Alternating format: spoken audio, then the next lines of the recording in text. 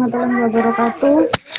Puji syukur kehadirat Allah Subhanahu wa taala yang telah menghimpunkan kita dalam sore hari ini. Pada sore hari ini terima kasih sebelumnya kepada ibu-ibu yang telah menyempatkan waktu untuk mengikuti pelatihan atau penyuluhan pada sore hari ini. Dan juga terima kasih kepada pemateri yang telah menyediakan waktunya untuk menghadiri sosialisasi pada sore hari ini. Kemudian untuk memberkahi acara pada pada sore hari ini, mari kita mulai dengan membaca basmalah bersama-sama. Bismillahirrahmanirrahim. Untuk sebelum masuk ke acara selanjutnya, mari kita foto bersama dulu, nggih. Ibu-ibu mohon untuk menghidupkan kameranya, dan saya minta tolong Mbak Karima untuk screenshot ya, atau Mbak Rahma. Sebelum kita mulai. Mbak Tiwi kok nggak muncul gambarnya? Sudah siap Mbak Rahma atau Mbak Karima?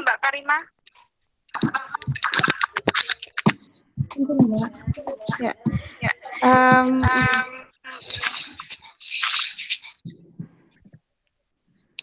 Akan diberi aba-aba, Mbak. 1, 2, 3. Sampun. Okay. Terima kasih Mbak Rahma. Selanjutnya adalah sambutan Ketua PCA Depok, Kecamatan Depok. Mohon Bu Nani untuk memberikan sambutannya sepatah atau dua patah kata. Waktu dan tempat kami persilakan. Assalamualaikum warahmatullahi wabarakatuh. Waalaikumsalam warahmatullahi wabarakatuh. Bismillahirrahmanirrahim. Alhamdulillah nahmaduhu wa nasta'inuhu wa nastaghfiruhu wa na'udzubillahi min syururi anfusina wa min sayyiati a'malina may yahdihillahu fala mudhillalah wa may yudlil fala hadiyalah. Asyhadu an la ilaha illallah wahdahu la syarikalah wa asyhadu anna Muhammadan abduhu wa rasuluh la nabiyya ba'dah. Mbak ya, saya ngaturi mbak aja ya, masih seanak saya. Pertama-tama kita panjatkan syukur kehadirat Allah Subhanahu wa taala yang telah melimpahkan karunia dan rahmatnya sehingga pada sore hari ini kita bisa bertemu dalam acara pelatihan ya. Pelatihan apa itu? Untuk sertifikat halal kalau nggak salah ya. Ya, mudah-mudahan apa yang kita niatkan, apa yang kita lakukan pada sore hari ini tercatat sebagai amalan kita yang akan mendapat pahala yang berlipat-lipat dari Allah Subhanahu wa taala dan bermanfaat bagi banyak orang.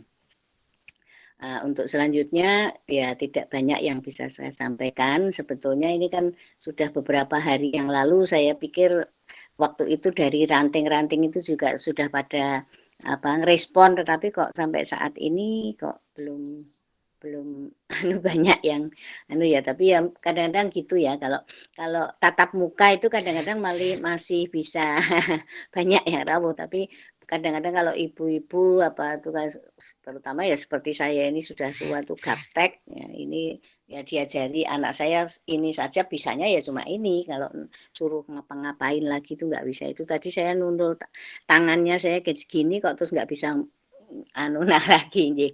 Ya mudah-mudahan itu saja yang bisa saya sampaikan. Mudah-mudahan apa yang akan disampaikan oleh Mbak Endah ya nanti akan bermanfaat bagi kita semua, terutama bagi ibu-ibu di cabang Aisyah cabang Depok. Amin. Saya kira itu saja. Kurang lebihnya mohon maaf. Billahi taufiq wal hidayah. Assalamualaikum warahmatullahi wabarakatuh. Waalaikumsalam warahmatullahi wabarakatuh. Terima kasih atas sambutannya kepada Bu Nani. Kemudian kita masuk ke acara inti, yaitu pemaparan mengenai sosialisasi sertifikasi halal kepada pemateri Bu Endah Sulistiawati STMT. Waktu dan tempat disilahkan. Ya, terima kasih Bu Kita, Mbak Kita ya, dan Ibu-ibu Aisyah cabang Depok. Ya. Saya sangat berterima kasih. Assalamualaikum warahmatullahi wabarakatuh. Waalaikumsalam warahmatullahi wabarakatuh. Alhamdulillahirabbil alamin. Salawat serta salam semoga senantiasa tercurah pada Rasulullah, utusan Allah Nabi Muhammad Shallallahu Alaihi Wasallam dan para pengikutnya. Mudah-mudahan kita termasuk mendapat syafaat di yaumil akhir kelak. Amin. Amin. Ibu-ibu, di sore hari ini kami dari Universitas Ahmad Dahlan mengadakan program pengabdian kepada masyarakat, ya. Dalam hal ini khususnya di Ibu-ibu Aisyah Depok, ya. Depok Sleman DIY. Nah, adapun untuk sore ini tugas saya adalah memberikan sosialisasi tentang sertifikasi halal.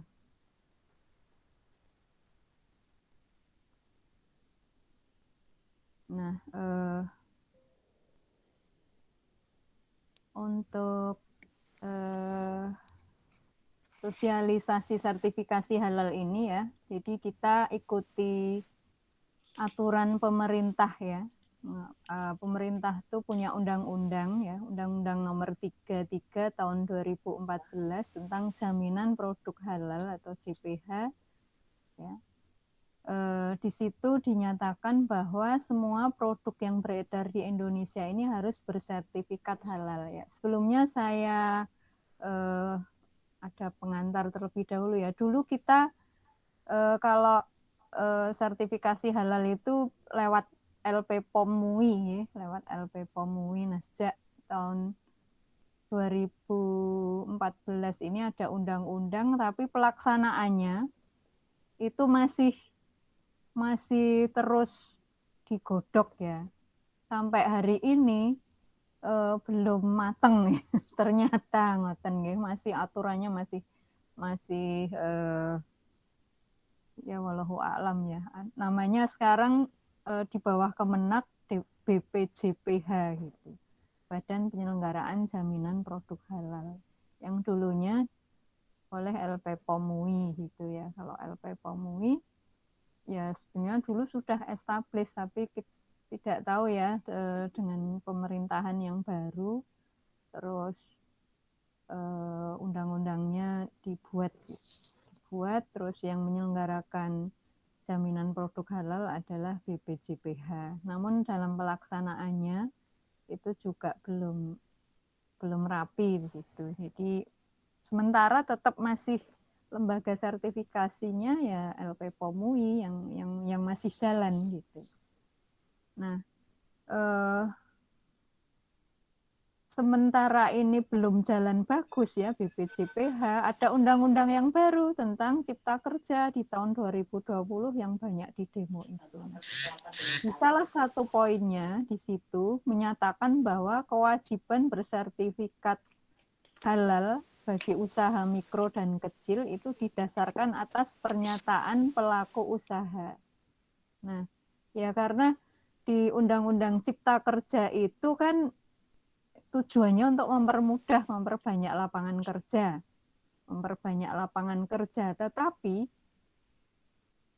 tetapi yang tadinya undang-undangnya ini adalah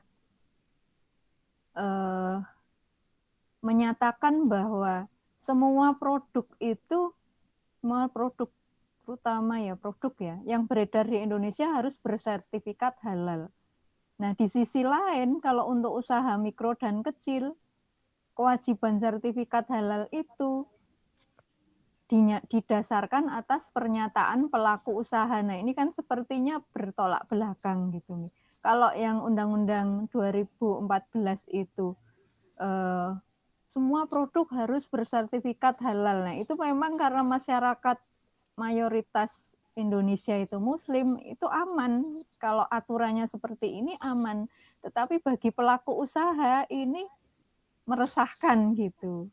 Apalagi dengan adanya Undang-Undang Cipta Kerja yang mempermudah investor, mempermudah pelaku usaha, apalagi usaha mikro kecil. Ini dengar mendengar aturan ini senang gitu ya. Mengapa? Karena jadi mudah, karena bagi usaha mikro dan kecil itu cukup didasarkan atas pernyataan pelaku usaha bahwa misalnya salah satu ibu-ibu punya usaha makanan. Nah, cukup ibu-ibu menyatakan bahwa ini halal. Nah, itu sudah bisa dituliskan halal gitu. Nah, tetapi kalau pengusahanya tidak amanah, nah ini meresahkan konsumen gitu ya. Nah, itu dua hal ini yang membuat jadi jalan enggak gitu ya. Nah, sementara kalau yang sertifikasi yang udah jalan ya oleh LP POM UI itu satu produk untuk dapat sertifikat halal itu biayanya lumayan gitu nggih. Jadi yang bisa melakukan sertifikasi halal itu ya perusahaan-perusahaan besar gitu. Kebanyakan nggih kalau perusahaan mikro kecil itu kalau dikenakan sekian juta ya agak mikir gitu nggih. Waduh, laku juga belum laku, masa maksudnya untungnya juga belum nutup. Nah, izin-izinnya, sertifikasinya lama dan itu hanya berlaku 2 tahun. Nah, keluhan para pengusaha itu ketika mencetak kemasan cukup banyak. Nah, saat berlakunya sertifikat sudah habis, itu kemasannya belum habis gitu. Nah, itu yang dikeluhkan. Jadi harus bayar lagi. Nah, itu. Jadi ini latar belakang mengapa gitu ya. Nah, ini saya tadi sudah menyinggung mengungkapkan bahwa berdasarkan pasal 3 Undang-Undang Nomor 33 Tahun 2014 tentang jaminan produk halal, yang ini yang nantinya di jaminan produk halal itu dinyatakan dengan sertifikat itu memang bertujuan untuk memberi kenyamanan, keamanan, keselamatan, dan kepastian ketersediaan produk halal bagi masyarakat dalam mengonsumsi dan menggunakan produk. Jadi konsumen itu begitu ada logo halal yang diterbitkan oleh Badan Penyelenggaraan Jaminan Produk Halal itu, kalau sudah dapat sementara ini ya produk yang beredar itu halal dari LP POM UI. Nah, kalau sudah ada cap halal itu kita aman gitu loh. Misalnya makan kue, makan wafer itu ya, kita lihat logonya, oh ini ada logo, makan biskuit, oh ada logo halal LP POM UI. Sementara masih LP POM UI, oh itu konsumennya aman gitu ya, nyaman gitu. Ini halal lah gitu. Nah, tetapi untuk pelaku usahanya ini yang tadi ya dengan undang-undang itu bahwa harus itu ya, jadi harus menyediakan biaya tadi. Kemudian untuk meningkatkan nilai tambah bagi pelaku usaha untuk memproduksi, menjual produk halal. Nah, ini tentu saja kalau udah ada logo halalnya, kalau aman kan konsumennya jadi lebih memilih itu daripada produk yang lain yang belum ada logo halalnya. Nah, ini saya jelaskan dulu yang dari Undang-Undang 2014 itu, bahwa kewajiban bersertifikat halal itu untuk makanan, minuman, obat, kosmetik, produk kimiawi, produk biologi, produk rekayasa genetik, termasuk yang vaksin-vaksin itu. Nah, itu juga harus ada halalnya ya, harus ada sertifikat halalnya. Kemudian barang gunaan, yaitu barang yang dipakai atau digunakan atau dimanfaatkan oleh masyarakat. Kemudian juga jasa ya. Jasa ini penyembelihan, jasa pengolahan gitu juga harus bersertifikat halal ya. Jadi misalnya ya ada industri olahan, nanti kita bisa lihat uraiannya ya, ini untuk barang ya, makanan, minuman, obat, kosmetik ini ditetapkan masing-masing jenisnya oleh menteri setelah berkoordinasi dengan kementerian terkait lembaga terkait dan MUI. Jadi ini kan kalau Kementerian Kesehatan atau Badan POM dia punya aturan-aturan ya. Ada nanti produk itu harus ada izin PIRT dan seterusnya. Kemudian ini jadi nanti makanan, minuman, obat, kosmetik itu ada Balai POM dan Kementerian Kesehatan gitu ya. Kemudian untuk produk kimiawi, biologi, rekayasa genetik ini hanya terkait dengan makanan, minuman, obat atau kosmetik. Jadi produk-produk yang wajib dimintakan sertifikat halalnya itu yang berkaitan dengan makanan, minuman, obat, atau kosmetik.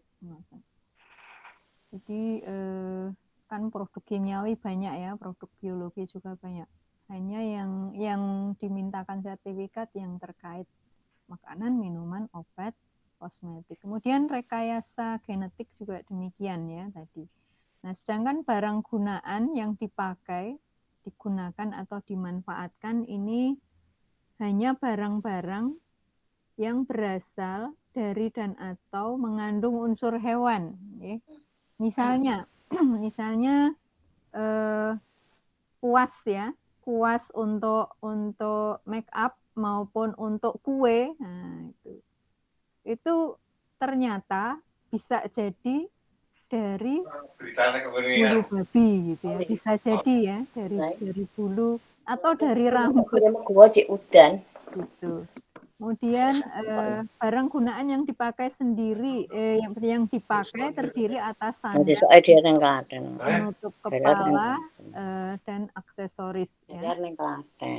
Kemudian barang gunaan yang digunakan terdiri atas perbekalan kesehatan rumah tangga, peralatan rumah tangga, perlengkapan peribadatan bagi umat Islam, kemasan makanan dan minuman, dan alat tulis dan perlengkapan kantor.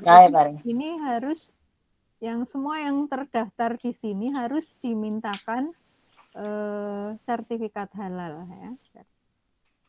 Barang gunaan yang dimanfaatkan yakni alat kesehatan itu juga harus bersertifikat halal. Kemudian barang gunaan sebagaimana dimaksud di atas, nah ini diterbitkan oleh Menteri telah berkoordinasi dengan lembaga terkait ya, dengan MUI.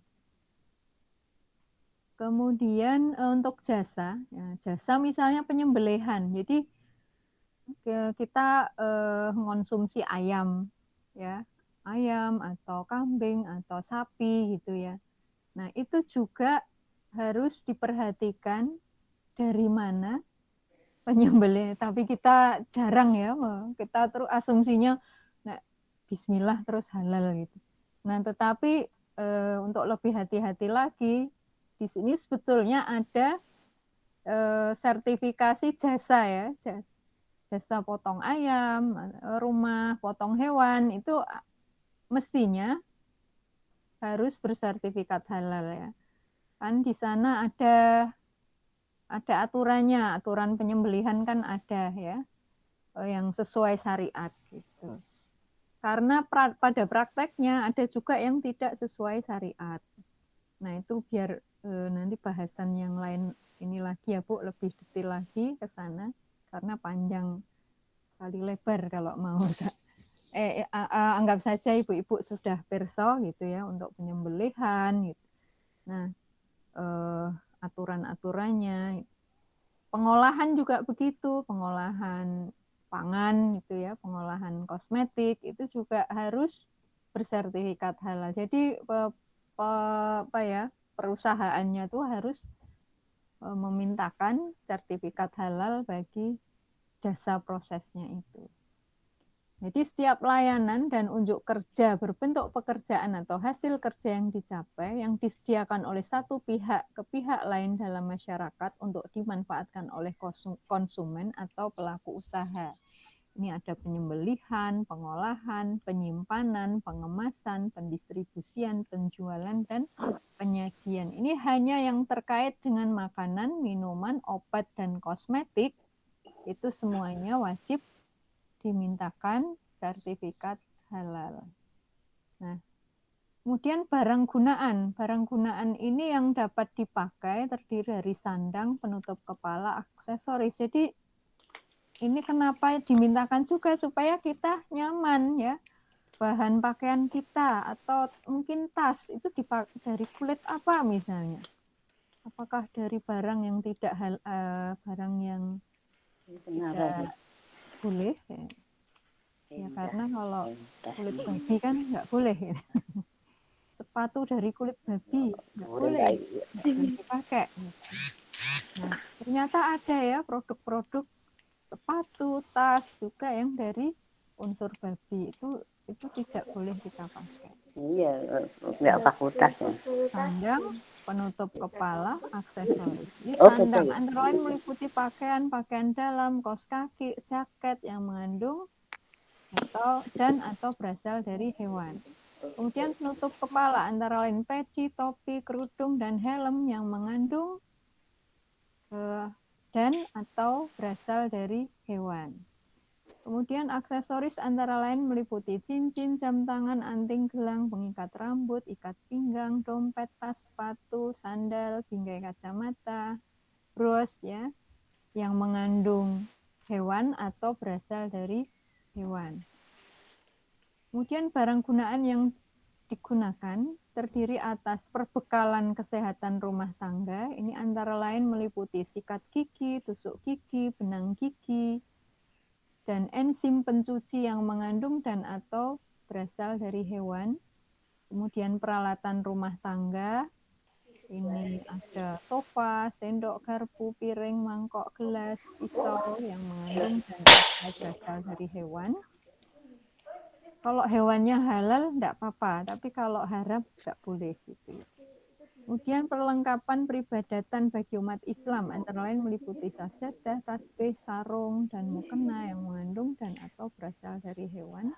Kemudian kemasan makanan dan minuman antara lain meliputi kemasan plastik, kemasan kertas, styrofoam, dan aluminium foil yang mengandung dan atau berasal dari hewan. Kemudian alat tulis, perlengkapan kantor antara lain meliputi tinta, lem, dan kertas pembuatan cetakan Al-Quran dan ballpoint yang mengandung dan atau berasal dari hewan. Kemudian alat kesehatan ya antara lain jadi barang gunaan yang dimanfaatkan yakni alat kesehatan ya. Ada katup jantung, benang untuk bedah dan seterusnya yang berasal dari hewan. Yang haram juga tidak diperkenankan. Jadi harus halal semuanya. Nah, jadi kapan ini penahapan produk wajib bersertifikat halal itu dimulai dari 17 Oktober 2019, padahal tadi undang-undangnya 2014 ya. Nah itu penahapan mulai diberlakukan sejak 17 Oktober 2019 sampai 17 Oktober 2024. Jadi penahapannya seperti itu. Ini meliputi produk makanan dan minuman, produk yang kewajiban kehalalannya sudah ditetapkan dalam peraturan perundang-undangan, kemudian produk yang sudah bersertifikat halal sebelum Undang-Undang Nomor 3 Tahun 2014. Jadi dulunya ada logo halal dari LP POM MUI. Itu kalau udah habis, nah nanti wajib daftar lagi gitu ya untuk mendapat sertifikat halal lagi. Kemudian produk jasa yang terkait dengan produk makanan, minuman, obat, dan kosmetik. Nah, pelaksanaan penahapan ini ya, untuk produk selain makanan dan minuman serta jasa, ini ada obat tradisional dan suplemen kesehatan. Ini dimulai dari 17 Oktober 2021 sampai 17 Oktober 2026. Ini obat tradisional dan suplemen. Nanti barangkali ada ibu-ibu yang punya usaha itu sebelum 17 Oktober, yaitu belum ada kewajiban ya. Nanti setelah 17 Oktober 2021, nanti dimulai. Kemudian obat bebas dan obat bebas terbatas nih obat juga 17 Oktober 2021 ini sama ya. Tapi sampai dengannya kalau obat keras, kecuali psikotropika itu sampai 2034. Yang obat bebas tadi sampai 2029. Artinya setelah ini ya wajib. Nah, ini penahapan ya. Penahapan pelaksanaan. Kemudian produk kosmetik, kimiawi, rekayasa genetik gitu ya. Semua sama mulainya 17 Oktober sampai dengan 2021 sampai 2026 sama dengan yang obat tradisional dan suplemen tadi. Nah, selanjutnya untuk produk selain makanan dan minuman serta jasa, ini barang gunaannya. Ini juga semua sama mulainya 17 Oktober 2021. Nah, mulai ini sampainya ya, sampai tanggal ini karena barangkali kesiapan dari lembaganya juga gitu. Nah, nanti apa saja yang ikutannya ya, ternyata belum siap itu, kita betul-betul belum masih ini ya, Kemenak juga masih menata.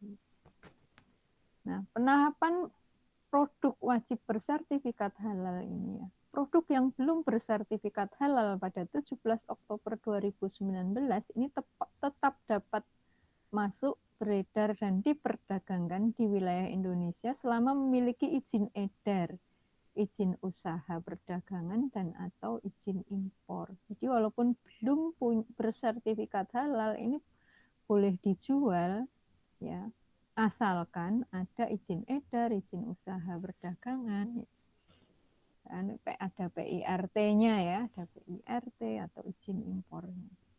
Kemudian sesuai peraturan perundangan tentang penahapan jenis produk yang wajib bersertifikat. Jadi mulai 17 Oktober 2021 udah mulai dilakukan penahapan pendaftaran tadi. Kemudian penahapan itu yang tadi ya, yang tanggal-tanggal tadi itu tidak berlaku bagi produk hewan yang sudah produk hewan yang kewajiban kehalalannya sudah ditetapkan dalam peraturan perundang-undangan. Dan produk yang sudah bersertifikat halal sebelum Undang-Undang Nomor 33 Tahun 2014. Jadi artinya yang sudah punya logo LP POM MUI kalau udah habis ya itu wajib gitu. Tidak ikut penahapan tadi. Penahapan itu untuk ada toleransi gitu ya. Sama dengan ini, produk yang belum ini tetap dapat beredar walaupun belum punya sertifikat halal, asalkan ada izin-izin gitu ya. PIRT, BPOM, dan seterusnya. Nah, produk tidak halal. Ini produk tidak halal, ketentuan keterangan tidak halal ya, sesuai dengan Peraturan Menteri Agama Nomor 26 Tahun 2019 tentang penyelenggaraan JPH. Pelaku usaha yang produksi produk dari bahan yang berasal dari bahan yang diharamkan wajib mencantumkan keterangan tidak halal. Jadi kalau itu dari misalnya ada krecek dari kulit babi ya di kemasannya harus ditulisi tidak halal dan itu memang dari babi gitu. Harus dituliskan ada gambar babinya. Ini peraturannya seperti itu. Kemudian keterangan tidak halal dapat berupa gambar, tanda, dan atau tulisan yang dicantumkan pada kemasan produk, bagian tertentu dari produk, dan atau di tempat tertentu dari produk tersebut. Nah, ini contohnya mengandung babi, gitu ya. Nah, ini tanda khusus produk selain obat yang berasal dari babi dan atau mengandung babi. Ini ada gambar seperti ini di produknya. Mengandung babi, tanda khusus produk obat yang berasal, nah ini atau diberi tulisan mengandung babi. Ini tanda khusus produk obat. Kalau selain obat gambarnya seperti ini. Ini contoh sih ya, logonya. Kemudian bisa juga diberi keterangan seperti ini. Pada proses pembuatannya bersinggungan dengan bahan bersumber babi. Itu harus dituliskan seperti itu. Kemudian alur pendaftaran sertifikasi halal ini memang kalau belum pernah sama sekali sepertinya ya memang ribet sekali nggih ibu-ibu nggih. Memang ini ada alur prosesnya nggih, dari pelaku usaha itu mengajukan permohonan gitu nggih. Mengajukan permohonan, kemudian diverifikasi dokumennya ya. Ya, ini tahapan-tahapan. Nah, nanti ini memang ada pelatihan tersendiri tentang detailnya begitu nggih, ibu-ibu nggih. Nah, ini sosialisasi dulu, jadi nanti kalau ada yang berminat, Ahmad Dahlan Halal Center itu menyelenggarakan pelatihan seperti ini. Kemarin tahun berapa ya? Awal tahun ini UAD itu memberikan pelatihan ke beberapa UKM. Itu ada unitnya sendiri. Memang ini relatif ruwet, nanti materinya saya share. Saya share aja. Kemudian pengajuan permohonan sertifikat halal ini, pengajuan permohonan ya, oleh dilakukan secara tertulis dalam bahasa Indonesia kepada BPJPH. Ini 10 hari, kalau udah dimasukkan itu nanti 10 hari kerja.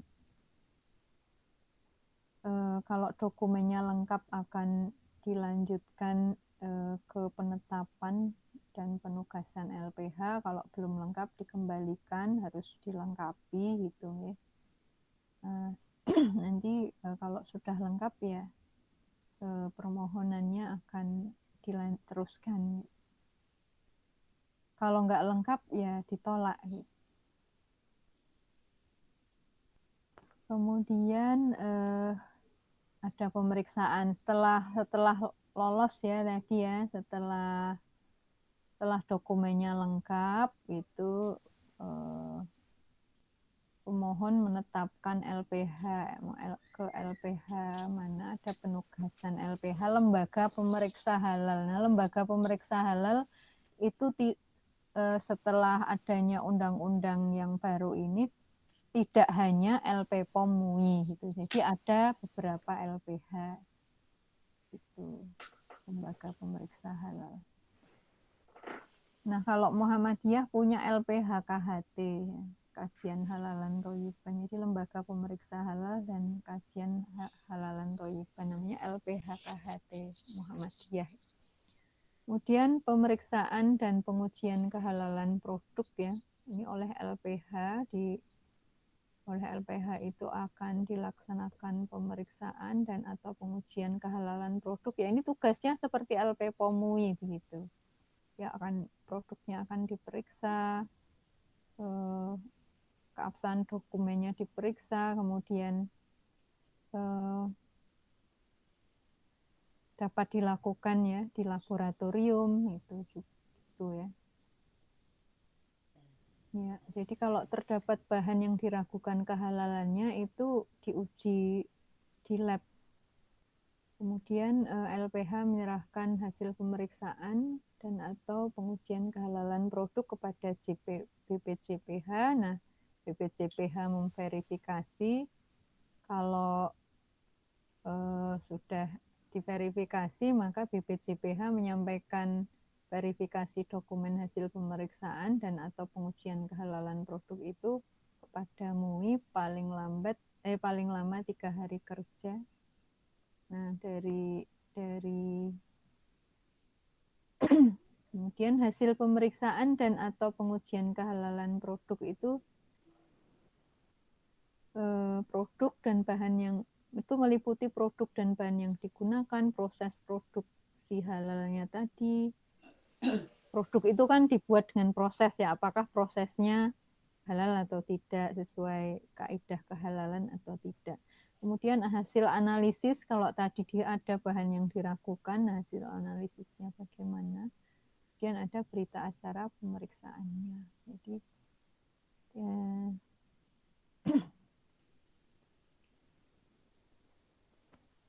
ya, Nah, di sini ya, tadi ya dari pelaku usahanya ini ya wajib memberikan informasi kepada auditor halal. Jadi pas saat pemeriksaan LPH ini yang dilakukan di lokasi usaha ya, pada saat produksi. Jadi LPH itu kan memeriksa pas kalau sudah lolos tadi ya, kalau sudah lolos dokumennya, kemudian diperiksa oleh LPH. Nah, itu kan pemeriksaannya ini ya dilakukan di lokasi usaha, dilihat bahan-bahannya apa saja. Nah, ini pelaku usaha ini wajib memberikan informasi kepada auditor halal.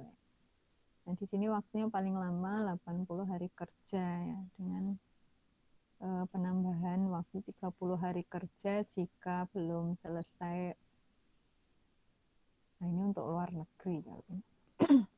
Nah, tadi kalau ada yang diragukan, dicek lab, terus hasilnya seperti apa. Nah, nanti terus dilaporkan ke MUI tadi. Nah, di MUI itu ada sidang fatwa halal. Sidang fatwa halal ini menetapkan halal atau menyatakan produk tidak halal. Kalau ditetapkan halal ini paling lama 7 hari kerja terhitung sejak keputusan kehalalan dari MUI, maka BPJPH menerbitkan sertifikat halal. Nah, tapi kalau dinyatakan tidak halal ya BPJPH mengembalikan permohonan sertifikat halal kepada pelaku usaha yang disertai dengan alasan. Nah, kemudian kalau sudah dapat sertifikat halal, nah itu kan ada masa berlakunya. Ya. Masa berlaku ini sertifikat halal berlaku selama 4 tahun sejak diterbitkan oleh BPJPH, kecuali terdapat perubahan komposisi bahan. Nah, sertifikat halal wajib diperpanjang oleh pelaku usaha dengan mengajukan pembaruan sertifikat halal paling lambat 3 bulan sebelum masa berlaku sertifikat halalnya berakhir. Jadi 3 bulan sebelum berakhir itu wajib mengajukan perpanjangan ya, tentu dengan dokumen lagi gitu ya.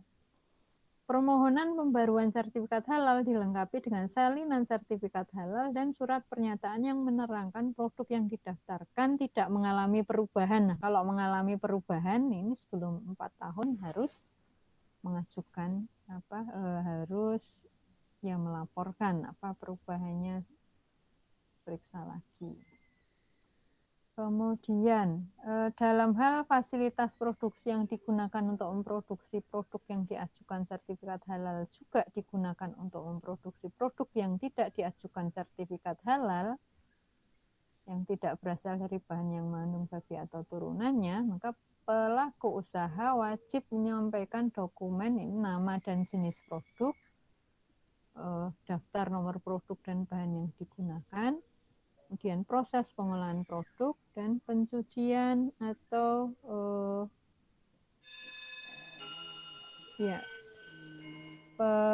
cara ini ya pencuciannya. Kalau misalnya menggunakan fasilitas produksi yang digunakan bersamaan antara produk yang diajukan dan tidak diajukan kehalalannya, bisa jadi tidak diajukan tuh karena memang berasal dari bahan yang tidak halal, bisa jadi makanya tidak diajukan. Nah, ini wajib menyampaikan ya cara pencuciannya bagaimana. Jadi dalam hal produk yang diproduksi menggunakan bahan yang berasal dan atau mengandung babi, pelaku usaha wajib memisahkan lokasi, tempat, dan alat yang digunakan dalam proses produksi dengan lokasi, tempat, dan alat proses produksi halalnya. Jadi yang kalau misalnya punya ada beberapa produk, salah satunya ada yang mengandung babi, nah itu yang mengandung babi itu wajib dipisahkan gitu. Jadi tidak mengkontaminasi atau bisa bercampur ya, bisa mencampuri yang halal tadi. Jadinya kalau alat masaknya dipakai bareng, berdekatan, nyucinya berdekatan, ya yang halal tadi diragukan, dipertanyakan gitu ya. Nah, kemudian biayanya. Nah, biaya sertifikasi halal ini terdiri atas biaya pengajuan permohonan sertifikat halal, biaya pemeriksaan dan atau pengujian terhadap kehalalan produk, biaya pelaksanaan sidang fatwa halal, biaya penerbitan sertifikasi halal, dan biaya registrasi sertifikat halal luar negeri. Nah, biaya sertifikasi halal dibebankan kepada pelaku usaha yang mengajukan permohonan sertifikat halal.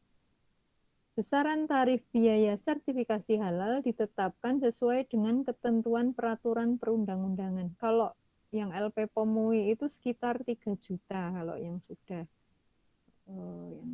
Yang kemarin waktu UAD ngajukan halal untuk kantin UAD itu, sertifikat halal untuk kantin, sekitar hampir 3 juta.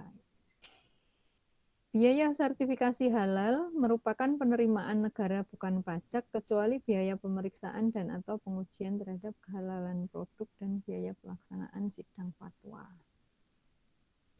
Sidang fatwa halal. Nah, ada fasilitasi biaya sertifikasi halal. Jadi ada yang gratis ya, ada yang gratis dalam hal pelaku usaha merupakan usaha mikro dan kecil, biaya sertifikasi dapat difasilitasi oleh pihak lain. Artinya oleh pengusahanya itu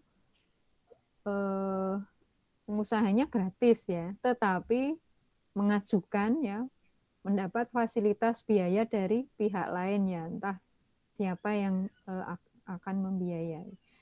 Kemudian fasilitasi oleh pihak lain berupa fasilitasi oleh pemerintah pusat melalui anggaran pendapatan belanja negara. Jadi bisa pihak lain ini bisa pemerintah pusat, Pemda melalui APBD, bisa perusahaan ya, perusahaan yang besar maksudnya, lembaga sosial, lembaga keagamaan, asosiasi atau komunitas. Dalam hal biaya sertifikasi halal bagi pelaku usaha mikro dan kecil difasilitasi oleh pihak lain, nah biaya sertifikasi halal dibebankan pada anggaran pihak sesuai dengan ketentuan peraturan perundang-undangan dan fasilitasi biaya sertifikasi halal ditetapkan dalam keputusan pihak. Jadi sampai sekarang ya karena masih belum ini ya ibu-ibu ya, ini kan peraturan yang prakteknya itu sampai sekarang masih LP POM MUI yang jalan. Biayanya sekitar 2.500.000 tambah 400 kemarin kalau nggak salah ya. Tergantung juga klaster produknya. Nah, namun ibu-ibu, ini sebelum undang-undang ini jalan mulus, ada undang-undang lain yang Omnibus Law tahun 2020 itu yang banyak di demo itu nggih. Nah, salah satunya menyebut bahwa untuk sertifikasi halal UKM ya, usaha kecil mikro itu boleh diganti dengan apa tadi pernyataan halal dari pengusaha itu ya, penyederhanaan proses perizinan termasuk sertifikasi. Nah, ini di sini ini pembahasannya masih ada pembahasan gitu, masih ada pembahasan. Selain itu, keterlibatan BPJPH, LPH, MUI ya. Ini juga masih masih apa ya, tarik menarik saling apa ya. Karena selama ini kan LP POM MUI ya, yang punya ini MUI, tapi Kemenak kan mau menarik ya menjadi BPJPH, padahal ini infrastrukturnya juga belum sempurna gitu ya. Jadi yang berjalan itu sementara memang masih LP POM MUI gitu. Nah, karena pengusaha kecil ya terkendala biaya ya untuk sertifikasi, di Undang-Undang Cipta Kerja itu boleh diganti dengan pernyataan gitu ya oleh pelaku usahanya itu, pernyataan halal oleh pelaku usahanya ya. Kalau amanah nggak apa-apa, kalau nggak amanah kan bisa jadi babi tapi halal kan nggak benar gitu ya, atau nggak amanah isinya tidak sesuai dengan tulisannya, bisa jadi begitu. proses yang sederhana dan khususnya UMK ini akan digratiskan dalam biaya sertifikasi halal. Ini kalau UMK akan digratiskan, tapi dalam prakteknya juga belum terlaksana gitu, karena memang masih tarik-menarik. Nah, sehingga tadi ya yang di halaman pertama waktu ini ya saya tuliskan lagi yang meresahkan, menyenangkan bagi pengusaha tapi meresahkan bagi konsumen. Ini yang halaman pertama di latar belakang tadi.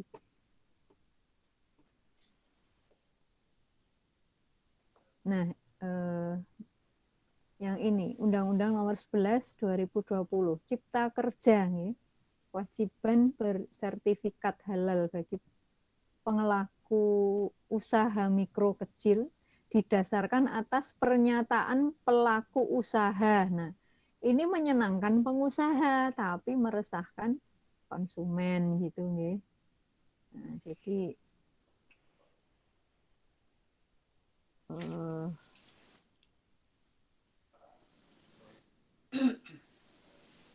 nah, sehingga perlu dilakukan yang tidak meresahkan konsumen tapi tidak juga merusakkan pengusahanya, pengusaha usaha kecil mikro tadi.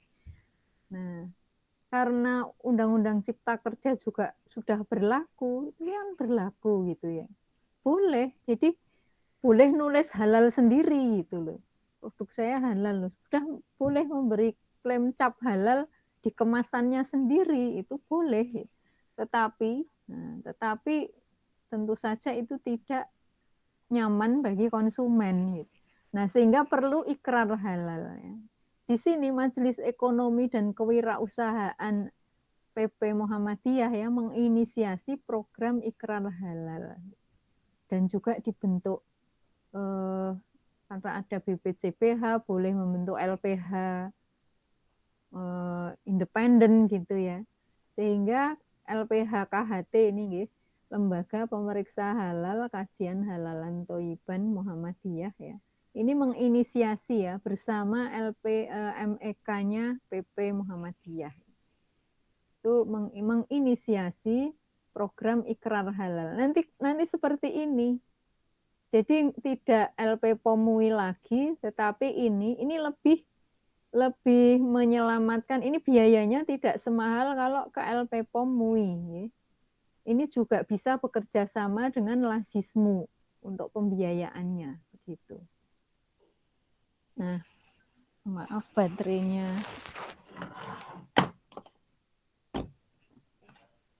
Nah, sehingga MEK PP Muhammadiyah ini yang sedang dijalankan oleh Ahmad Dahlan Halal Center juga menginisiasi ini gitu ya, menginisiasi program ini sekaligus kalau pengusahanya sudah agak besar ya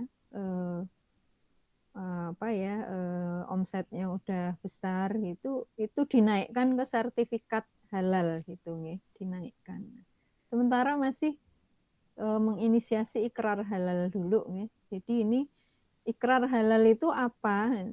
Ikrar halal adalah pernyataan halal yang dilakukan secara mandiri oleh lembaga yang memiliki kompetensi dan kredibilitas terhadap pelaku usaha. Jadi yang menyatakan halal itu bukan pelaku usahanya, tetapi lembaga yang memiliki kompetensi dan kredibilitas itu. Nah, dalam hal ini LPH KHT kalau di Muhammadiyah ya. Nah, pernyataan halal mandiri tidak boleh dilakukan oleh personal terhadap usahanya ya. Jadi itu tidak kredibel gitu ya. Diragukan. Jadi kalau ya yang menyatakan ya lembaga yang berkompeten gitu. Nah, kemudian ikrar halal ini ya self declare ini dikeluarkan oleh LPH KHT melalui tahapan proses yang melibatkan Halal Center Perguruan Tinggi Muhammadiyah. Jadi AD punya, UMY juga punya, Halal Center PTM, dalam proses pembinaan dan pengawasannya sehingga proses ikrar terjaga imparsialitasnya. Jadi nanti pelaku usahanya itu didampingi oleh Halal Center PTM. Jadi ada pendampingan, ada pembinaan, ada pengawasan gitu. Sehingga tidak diragukan objektivitasnya gitu nih. Kemudian ruang lingkup ikrar halal ini dilakukan pada pelaku usaha pangan dan dengan skala mikro kecil dalam lingkup terbatas, lingkupnya Muhammadiyah nih. Di lingkup Muhammadiyah. Jadi yang orang luar kalau mau ikrar halal di sini juga nggak apa-apa, boleh gitu. Tapi sementara kita membina yang di lingkungan Muhammadiyah dulu ya, amal usaha Muhammadiyah. Kemudian jenis usaha IRTP ya, industri rumah tangga ya, pangan kemasan, pangan siap saji gitu. Ikrar halal ini tidak sama dengan sertifikat halal ya. Tentu saja tidak sama gitu ya, tetapi lebih terjaga daripada menyatakan sendiri pengusahanya itu.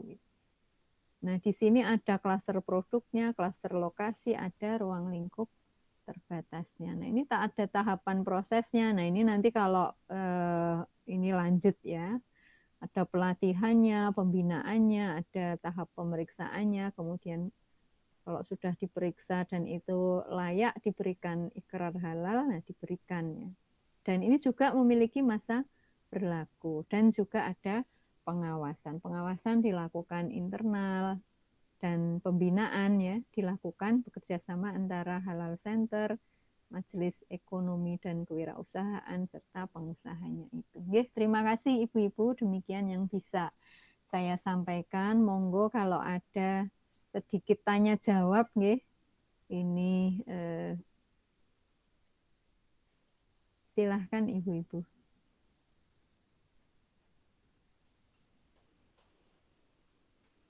Saya kembalikan ke moderator.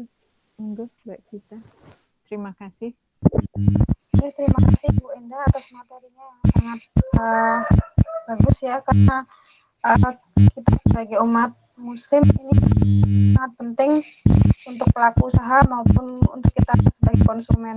Ya, monggo ibu-ibu apabila ingin ada yang ditanyakan, silahkan waktu dan tempat. Jadi tanya bisa lewat kolom chat ataupun bisa disampaikan langsung, unmute atau mematikan dengan cara menghidupkan mic-nya, dengan cara menghidupkan mic atau unmute, atau bisa dituliskan di kolom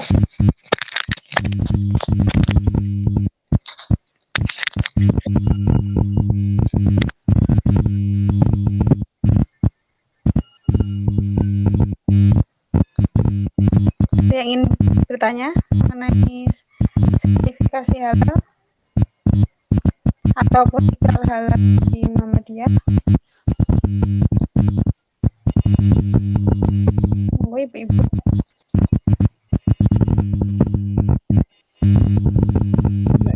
Suaranya ini ya agak. Halo. Gangguan suara ya Mbak. Gimana? Gimana Bu? Coba dengan mute dulu. Halo. Suara saya terdengar ya? Iya, kedengaran. Monggo Bu Nani, ada pertanyaan? Bu Nani dulu. Saya bongso nggak bisnis gitu jadi nggak. Nggih, ibu-ibu yang bisnis mungkin nggih. Nanti Ya. kalau ibu-ibu di PCA barangkali ada yang pengusaha Ya, nggih, ada yang ekonomi punya, atau yang pengusaha ya. nggih, misalnya punya usaha kue kering misalnya ya. Ini gampangannya kalau usaha kue kering, nah bahan kue itu kan ada margarin. Nah, margarinnya Ya. itu apakah dia berasal dari hewan atau tumbuhan? Ya, itu nggih. Dari apa margarin? Margarin itu kan ada berapa macam. Apakah bahannya halal, yakin enggak gitu. Ya, Nah, ya, ya. jadi ada daftar nih. Nanti kalau lebih lanjut lagi akan ada daftar bahan-bahan yang halal, ada daftar bahan-bahan yang tidak halal gitu. Ada kode produksi gitu, halal LP POMUI atau apa ya sekarang BPJPH ya mengeluarkan daftar itu bahan-bahan. Jadi misalnya kita kalau beli bahan kita beli dari mana? Nah, amannya memang kita membeli bahan-bahan itu yang ada kemasannya jelas, ada kode produksinya, ada ingredientnya atau bahan baku. Bahannya itu dituliskan dengan lengkap gitu. Jadi kalau tidak lengkap, misalnya kita beli di pasar, nggak jelas kemasannya. Nah, itu nanti kalau kita ingin mengajukan ikrar halal itu atau sertifikasi halal itu akan sulit jawabannya. Ini beli nanti akan dikejar. Ini beli bahannya di mana? Mereknya apa? Itu kode produksinya bagaimana halal atau tidak itu. Nah, misalnya seperti itu. Mungkin ini ya, ini kan awal ya. Nanti kita mungkin dengan Majelis Ekonomi itu yang mempunyai data siapa-siapa saja pengusaha-pengusaha dari Aisyah ranting maupun cabang itu biar nanti terus diberitahu itu. Cuman tadi kan saya lihat, aduh kok ya itu biayanya mahal ya. Nah, biayanya kok mahal kalau banget. biaya gitu. itu bisa bekerja sama. Kalau sementara ini halal centernya UAD itu bekerja sama kalau nggak salah dengan Lazis ya, kita punya nanti kalau begitu biar kita ngomong-ngomong juga yang dengan yang Lazis PCM itu nanti mungkin kan bisa dibantu lah soalnya kalau misalnya saya itu ada ini anggota ranting itu juga ini jualan apa itu makanan itu lah nanti kan kita juga nggak ya saya yakin dia kan orang mestinya halal tapi kan kadang-kadang juga nggak tahu bahan-bahan yang dipakai itu. Nah, dengan adanya program ikrar halal ada pembinaan itu nanti akan disarankan kalau beli itu mungkin ayam ya, mungkin usaha ayam goreng apa. Nah, ini beli ayamnya di mana gitu. Nanti akan direkomendasikan tempat pemotongan ayam yang sudah ada halalnya gitu. Itu kan contoh bentuk pembinaannya seperti itu. Atau misalnya ini kue keringnya itu pakai kuas. Nah, kuasnya dites.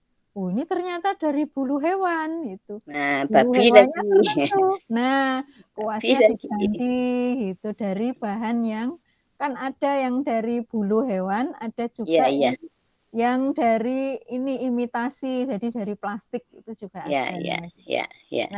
Nah, seperti itu Bu ya. Jadi dari sisi konsumen itu nyaman, yakinlah ada ikrar halalnya.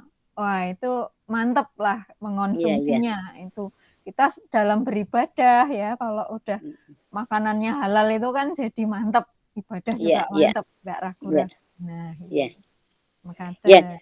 Ya gini kan mungkin ini dari awal ya pertama nanti mungkin akan kita rembuk ya mudah-mudahan ini coronanya juga segera pergi sehingga kita bisa soalnya kan kadang-kadang kalau rapat itu dengan pakai gini tuh ya sok yang datang terbatas ya Bu merasa terbatas ya saya kira itu dulu nih Mbak saya pamit ada tamu di rumah. Terima kasih banyak Bu Nani matur nuwun sanget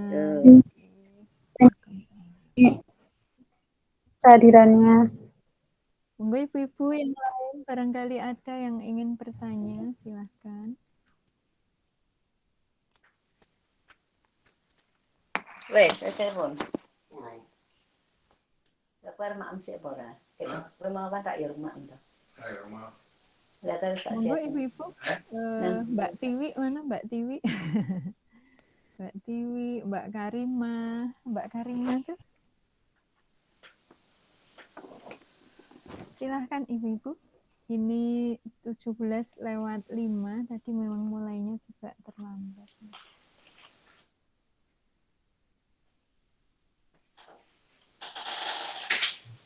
Monggo ibu-ibu yang lain jika ada.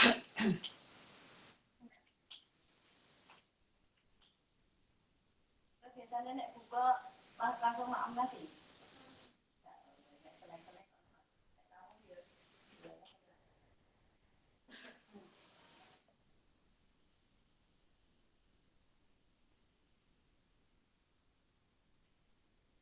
Akan diakhiri jam berapa, Mbak Gita?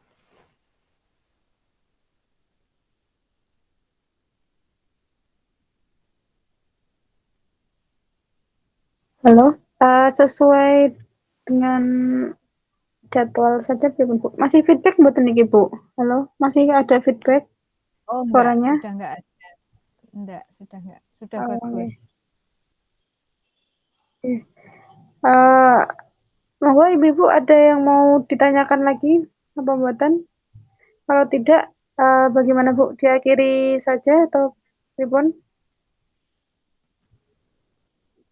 Kalau sudah Kalau dirasa tidak ada. cukup, kita akhiri. Terima kasih ibu-ibu yang sudah mengikuti Google Meet ini, sosialisasi ini. Mudah-mudahan kedepannya bisa ada tindak lanjut dan saya kembalikan ke Mbak Gita. Dari saya mohon maaf kalau ada hal-hal yang kurang berkenan yang saya sampaikan tadi. Assalamualaikum warahmatullahi wabarakatuh. Saya kembalikan ke Mbak Gita. Waalaikumsalam warahmatullahi wabarakatuh. Terima kasih Bu Endah atas materi yang sangat bagus tentang kehalalan produk. Sebelumnya saya simpulkan sebentar sedikit yang saya simpulkan. Jadi sertifikasi kehalalan produk ini sangat penting untuk keamanan dan kenyamanan konsumen maupun pengusaha. Dan untuk menyiasati adanya kebijakan baru yaitu Omnibus Law, maka Muhammadiyah mengadakan ikrar halal ini tentu sangat membantu untuk konsumen, melindungi konsumen, dan juga untuk pengusaha. Jadi kalau misalnya yang kita gunakan itu halal, itu akan lebih nyaman untuk kita beribadah. Seperti itu ringkasannya. Kemudian saya ucapkan terima kasih kepada para peserta yang telah meluangkan waktu. Ini perlu ada foto lagi nggak Mbak Rahma? Masih Yang sama. tadi? Tadi kan pesertanya ini nggih. Iya. Udah banyak Tadi yang live, nggak langsung aja. Nggak perlu. Ya. Kalau tidak ada lagi yang perlu disampaikan, terima kasih dan kita akhiri dengan membaca hamdalah bersama-sama. Alhamdulillahirrahmanirrahim. Subhanakallahumma bihamdika asyhadu an la ilaha illa anta astaghfiruka wa atubu ilaik. Mohon maaf apabila ada kesalahan dari saya dalam memandu acara ini. Saya mohon maaf dan akhirul salam. Fastabiqul khairat. Wassalamualaikum warahmatullahi wabarakatuh. Waalaikumsalam warahmatullahi wabarakatuh. Waalaikumsalam warahmatullahi wabarakatuh. Mbak. Ke depan tanggal berapa? Ininya lagi pelatihan mungkin bisa. 8 Juni insya Allah. 8 Juni ya Mbak Rama ya? 8 Juni. Iya, Mbak. Materinya apa, Mbak? Pembuatan hand sanitizer. Oh iya.